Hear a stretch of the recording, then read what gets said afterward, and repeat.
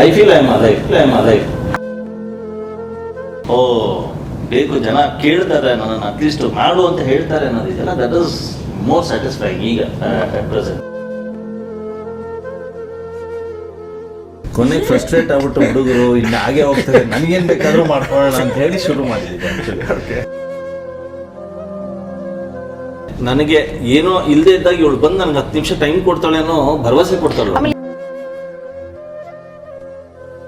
ಇವತ್ತು ಬರ್ಬೇಕಾದ್ರೆ ಹೇಳಿದೆ, ನಾನು ಸುಮ್ಮನೆ ಅವಳು ಗುರ್ಸಕ್ಕೆ ಹೇಳ್ತಾ ಇರ್ತೀನಿ, ಇವತ್ತು ಹೋಗ್ತಾ ಇದ್ದೀನಿ ಕಣೆ ಅಂತ. ಹೌದಾ ಅಂತ ಹಿಂಗೆಲ್ಲ ಎಕ್ಸ್ಪ್ರೆಷನ್. ನಾನು ಸುಮ್ಮನೆ ಅವಳು ಗುರ್ಸಕ್ಕೆ ಹೇಳ್ತಾ ಇರ್ತೀನಿ, ಇವತ್ತು ಹೋಗ್ತಾ ಇದ್ದೀನಿ ಕಣೆ ಅಂತ.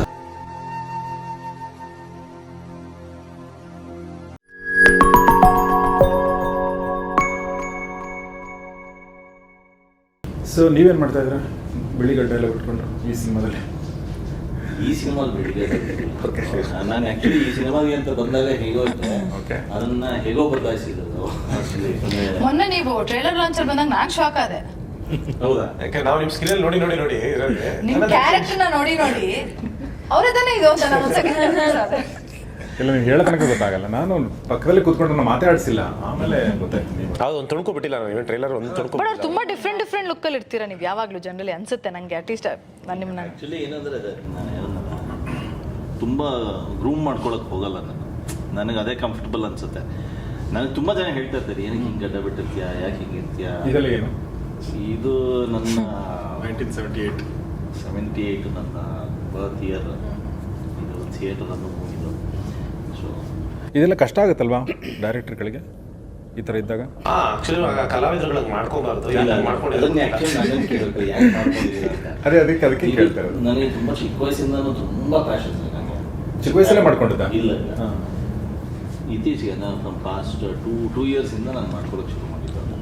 ಅಲ್ಲಿ ತನಕನೂ ವೆಯ್ಟ್ ಮಾಡಿದ್ದೀನಿ, ನಾನು ಆ್ಯಕ್ಟ್ರು ಅಂತ.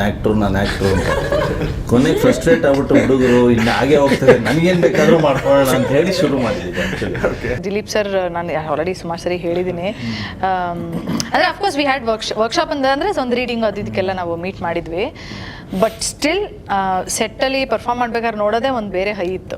So I think sir actually ಇನ್ನೊಂದು ಫ್ಯಾಕ್ಟ್ ಹೇಳ್ಬೇಕು, ನಾನು ಇವಾಗ ತಾನೇ ಹೇಳಿದೆ, ನನ್ನ ಫಸ್ಟ್ ಆಕ್ಟರ್ ಆಗ್ಬಹುದು ಅಂತ ಗುರ್ತಿಸಿದ್ದೆ ಅವರು. ಕಾಲೇಜಲ್ಲಿ ಅವರು ನೋಡೋರೆ ಅವ್ರು ಕಲರ್ಸ್ ಅಲ್ಲಿ ವರ್ಕ್ ಮಾಡ್ತಾ ಇದ್ರು. ನಮ್ಮ ಕಾಲೇಜಿಗೆ ಹೋಲಿ ಇವೆಂಟ್ ಅನ್ನ ಪ್ರಮೋಟ್ ಮಾಡಕ್ಕೆ ಒಂದಿಷ್ಟು ಸೀರಿಯಲ್ ಆಕ್ಟ್ರೆಸ್ ಜೊತೆ ಬಂದಿದ್ರು. ಮಹಾಜನಸ್ ಮೈಸೂರಲ್ಲಿ. ಆಗ ಗ್ರೌಂಡ್ ಅಲ್ಲಿ ನನ್ನ ಕಾಲೇಜಿಂದ ನಾನು ಹೋಗಿದ್ದೆ ಆಟ ಆಡೋದಕ್ಕೆ ಅವ್ರ ಜೊತೆ. ಅವಾಗ ಅಂದ್ರೆ ಸೀರಿಯಲ್ ಅವ್ರ ಜೊತೆ ಅಲ್ಲ, ಅವಾಗ ಆಕ್ಟ್ ಮಾಡ್ಬೇಕಾದ್ರೆ ಅಲ್ಲಿ ಗೇಮ್ಸ್ ಎಲ್ಲ ಆಡ್ಬೇಕಾದ್ರೆ ನಮ್ ಕಾಲೇಜ್ ಬಾಯ್ಸ್ ನನ್ನ ಹೆಸರನ್ನ ಕೂಗ್ತಾ ಇದ್ರು. ಅವಾಗ ಇವರು ಯಾರಿದು ಅಂತ ಕೇಳ್ಬಿಟ್ಟು ನನ್ನ ಮಾತಾಡ್ಸಿದ್ರು. ಮಾತಾಡ್ಸಾದ್ಮೇಲೆ ಏನು ಒಳ್ಳೆ ಫಾಲೋಯಿಂಗ್ ಇಟ್ಟಿದ್ಯಾ ಬಿಡು ಅಂತ ಎಲ್ಲ ಹೇಳಿದ್ರು. ಸೊ ನನಗೆ ಇವ್ರು ನೋಡ್ದಾಗೆಲ್ಲ ನನ್ಗೆ ಅದೇ ನೆನಪಾಗಿದೆ. ನಾನು ಇಲ್ಲೇ ಇದ್ದೀನಿ, ಅವ್ರ ಜೊತೆ ಕೂತಿದ್ದೀನಿ ನೋಡಿ. ಫಾಲೋಯಿಂಗ್ ಆಗಿದೆ ನಿಮಗೆ? ಕರೆಕ್ಟ್ ಆಗಿ ಹೇಳಿದ್ರು. ನಾನು ದಿಲೀಪ್ ಸರ್ಗೆ ಒಂದು ಮಾತು ಹೇಳಿದೆ ಅವತ್ತು ಶೂಟಿಂಗ್ ಮಾಡ್ತಾ ಇದ್ದೆ. ನಂಗೆ ಡೈರೆಕ್ಷನ್ ತುಂಬ ಇಂಟ್ರೆಸ್ಟು. ನಂದು ನಿಮ್ಮ ಥರ ಆ್ಯಕ್ಟರ್ಗಳು ಇದ್ಬಿಟ್ರೆ ನಂಗೆ ಆ್ಯಕ್ಟ್ ಮಾಡೋದೇ ಬೇಕಾಗಿಲ್ಲ ಸರ್, ಆರಾಮಾಗಿ ಬರ್ದ್ಬಿಟ್ಟು ನಿಮ್ಮ ಕೈ ಆ್ಯಕ್ಟ್ ಮಾಡಿಸ್ಬಿಡ್ಬೋದು ಅಂತ. ಆ್ಯಕ್ಚುಲಿ ಐ ಥಿಂಕ್ ನನಗೆ ಆ್ಯಕ್ಚುಲಿ ಆ್ಯಕ್ಟ್ ಮಾಡೋಕ್ಕೆ ಇಂಟ್ರೆಸ್ಟ್ ಇಲ್ಲ ವೆನ್ ಐ ಆಮ್ ಡೈರೆಕ್ಟಿಂಗ್. ಅಂದರೆ ಆ ಪ್ರೆಷರ್ಗೆ ಅಲ್ಲಿ ಹೋಗ್ಬಿಟ್ಟು ನನ್ನ ಆ್ಯಸ್ ಅನ್ ಆ್ಯಕ್ಟರ್ ನಿಂತ್ಕೊಳ್ಳೋಕೆ ಹಿಂಸೆ ಆಗುತ್ತೆ ನನಗೆ. ಲೈನ್ಸ್ ಎಲ್ಲ ಮರ್ತೋಗ್ಬಿಡುತ್ತೆ ನನಗೆ, ಯಾಕಂದರೆ ತುಂಬ ಓಡ್ತಾ ಇರುತ್ತೆ ಅಲ್ಲಿ. ಆ್ಯಕ್ಚುಲಿ ನಾವು 1 2 ತುಂಬ ಹೊಸಬ್ರನ್ನ ತಗೊಂಡಿದ್ರಿಂದ ಎಲ್ಲರಿಗೂ ಅಂದರೆ ಅಮೃತ ವಾಸ್ ಅಗೇನ್ ರೇರ್ ಇದು ಕೇಸ್. ಬಟ್ ಅದರ್ವೈಸ್ ಎಲ್ರಿಗೂ ಟ್ರೈನ್ ಮಾಡಬೇಕಿತ್ತು, act ಮಾಡಿಸ್ಬೇಕಿತ್ತಲ್ವಾ.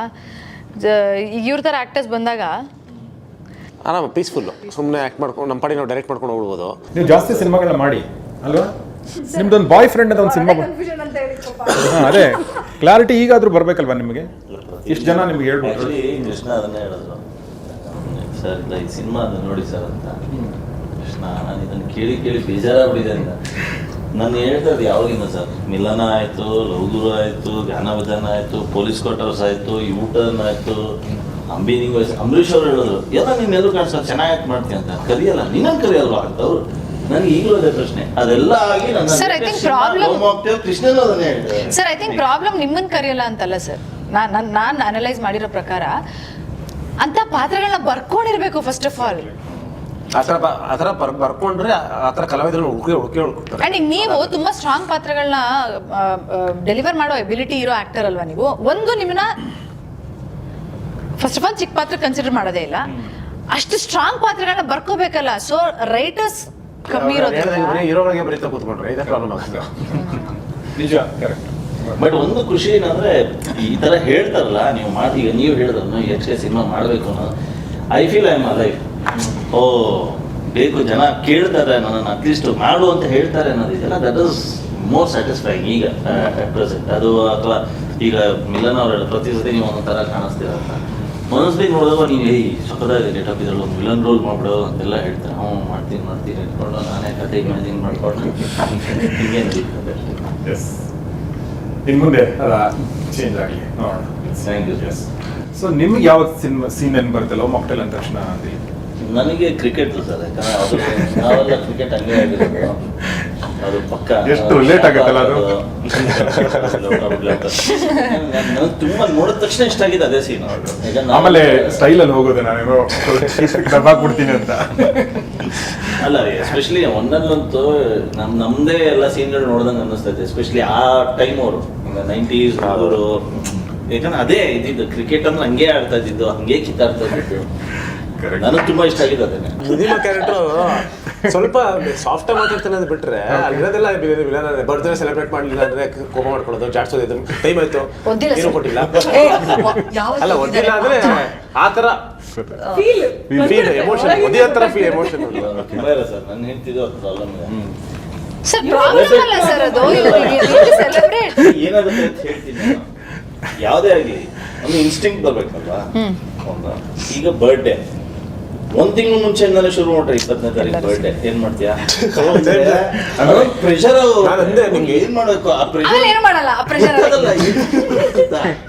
Sir, I been there, I know it. ಅಲ್ಲ ಏಪ್ರಿಲ್ ಬಂದ್ರೆ ಸರ್ ನಂಗೆ ಪ್ರೆಷರ್ ಸ್ಟಾರ್ಟ್ ಆಗ್ಬಿಡುತ್ತೆ. ಬಂತು ಇನ್ನೇನು ಏಪ್ರಿಲ್ ಕರೆಕ್ಟ್, ಅಯ್ಯೋ ದೇವ ಏನ್ ಮಾಡೋದಪ್ಪ ಅಂತ. ಅದು ಜ್ಞಾಪಿಸೋದು ಇದೆಯಲ್ಲ ಸರ್, ಏನು ಮಾಡಿಲ್ವಾ ಗೊತ್ತು, ಏನು ಮಾಡಿದ್ ನಿಮ್ಗೆ ಇಂಟ್ರೆಸ್ಟೇ ಇಲ್ಲ. ಕೃಷ್ಣ ಖುಷಿ ನಂತಾನೆ ಯಾರೋ ಅನ್ಕೋಸ್ತಾ ಇದಾರೆ ಅಂತ.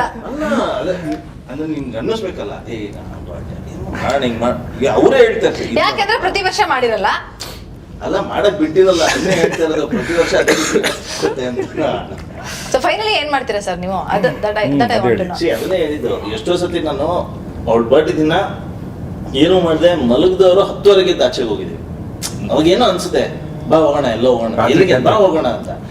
ವಿಪುರಂ ಹೋಗಿರ್ಬೋದು, ಚಿಕ್ಕದೇ ಇರ್ಬೋದು, ದೊಡ್ಡದೇ ಇರ್ಬೋದು. ಒಂದ್ಸತಿ ಗೋವಾಗ್ ಡ್ರೈವ್ ಮಾಡಿ ಕರ್ಕೊಂಡು ಹೋಗಿ. ಬಟ್ ಅಷ್ಟು ಪೇಷನ್ಸ್ ಇರಲ್ವಲ್ಲ ನಮ್ಗೆ. 10 ಅದನ್ನೇ ಮೋಸ್ಟ್ ಎಂಜಾಯ್ ಮಾಡೋದು. 10ವರೆಗೆ ಆಮೇಲೆ ಹೇಳೋದು ಇದನ್ನೇ ಮುಂಚೆನೆ ಮಾಡಿದ್ರೆ ಅಂತ. 10ವರೆ ಕಾಯ್ಕೊಂಡು ಸರ್, ಹೆಣ್ಮಕ್ಳಿಗೆ ಬರ್ತ್ಡೇ ಶುರು ಆಗೋದು ಹಿಂದಿನ ದಿನ 11:59 ಇಂದ. ಎಕ್ಸಾಕ್ಟ್ಲಿ. ನೀವು ಮಾರನೇ ದಿನ 10ವರೆವರೆಗೂ ಬರ್ತ್ಡೇ ಇಂಟ್ರೆಸ್ಟ್ ಹೋಗ್ಬಿಟ್ಟಿರುತ್ತೆ ಹೆಣ್ಮಕ್ಳಿಗೆ. ಅಲ್ಲ, ಅದು ಅದರ್ವೈಸ್ ಆಗಿರ್ತದೆ. ಅದು ಒಂದೊಂದ್ಸತಿ ಏನಾಗುತ್ತೆ, ಪ್ರೀವಿಯಸ್ ಡೇನೆ ಏನೋ ಖುಷಿಗೆ ಒಂದು ಸೆಲೆಬ್ರೇಷನ್ ತರ ಒಂದು ಮೂಡಾಗಿ ಸೆಲೆಬ್ರೇಷನ್ ಆಗ್ಬಿಡುತ್ತೆ. ನೆಕ್ಸ್ಟ್ ಡೇ ಸ್ಪೆಷಲ್ ಅನ್ಸಲ್ಲ ನಮಗೆ, ಎಷ್ಟು ಚೆನ್ನಾಗಿತ್ತಪ್ಪ 19th ಅಂತ, 20th ಸ್ಪೆಷಲ್ ಅನ್ಸ, ಇವತ್ತೇನು ಮಾಡ್ತಲ್ಲ ನೀನು ಅಂತ ಹೇಳಿದ್ರೆ ಮತ್ತೆ ಫಸ್ಟ್ ಇಂದ ಸ್ಟಾರ್ಟ್ ಮಾಡಬೇಕು. ಐ ಥಿಂಕ್ ಇದು ಎಲ್ಲ ಹೆಣ್ಮಕ್ಳಿಗೂ, ಎಲ್ಲ ಹಸ್ಬೆಂಡ್ಸ್ ವೈಫ್ಸ್ ಎಲ್ಲರಿಗೂ ರಿಲೇಟ್ ಆಗುತ್ತೆ. ವೈಫ್ ನೋಡಿ ಸರ್, ಹೆಂಗೆ ಹೇಳಿದ ತಕ್ಷಣ ಬಂದ್ಬಿಟ್ರು. ಇಲ್ಲ, ಆ್ಯಕ್ಚುಲಿ ಏನು ಗೊತ್ತಾ, ಅಂದರೆ ನನ್ನ ಮಕ್ಕಳನ್ನೇ ನಾನು ನೋಡ್ತಾ ಇರೋದು ಸರ್. ಈಗ ದ ವೇ ದಿ ಥಿಂಕ್, ಅಂದರೆ ಅವರು ರಿಲೇಷನ್ಶಿಪ್ಗೆ ಕೊಡೋ ವ್ಯಾಲ್ಯೂ ಇದೆ ಗೊತ್ತಾ. It is entirely. ನಾನು ನಮ್ಮ ಅಮ್ಮಂಗೆ ಅಷ್ಟೊಂದು ಟೈಮ್ ಕೊಟ್ಟಿರಲಿಲ್ಲ, ನನ್ನ ಮಗಳು ಅವ್ರಿಗೆ ಟೈಮ್ ಕೊಡ್ತಾರೆ. ಅವ್ರ ಮನೆಗೆ ಬಂದಾಗ ನನಗೆ ಬಂದು ಹೇಳ್ತಾಳೆ, ಏನಪ್ಪ ಬಂದ್ಬಿಟ್ಟು ಒಂದು ಸ್ವಲ್ಪ ಮಾತಾಡ್ಕೊಂಡು ಹೋಗು ನೀನು, ಯಾರಿಗೋಸ್ಕರ ಬರ್ತಾರೆ ಅಂತ. ಮೇ ಬಿ ಚೆನ್ನಾಗಿ ಅರ್ಥ ಮಾಡ್ಕೊತಿರ್ಬೋದು ಅವರು. ಅಂದ್ರೆ ಆ ಟರ್ಮ್ ಜನ್ಜಿ ಅನ್ನೋದು ರಾಂಗ್ ಆಗಿ ಮೇ ಬಿ ಇಲ್ಲ ನನ್ನ ಪ್ರಕಾರ ಅವ್ರು ಬೇರೆ ತರ ಆಗ್ತಾರೆ ಮತ್ತೆ ವಾಪಸ್. ಅಂದ್ರೆ ನಾನು ಹೇಳೋದು, ಇವಾಗ ನನ್ನ ಮಗ ಕೂಡ ಹೇಳ್ತಾನೆ, ನೀನು ಟೈಮ್ ಅಮ್ಮನ್ ಟೈಮ್ ಕೊಡ್ಲಿ ಅಂದ್ರೆ ಹೆಂಗೆ ಏನು ಅನ್ನೋದು.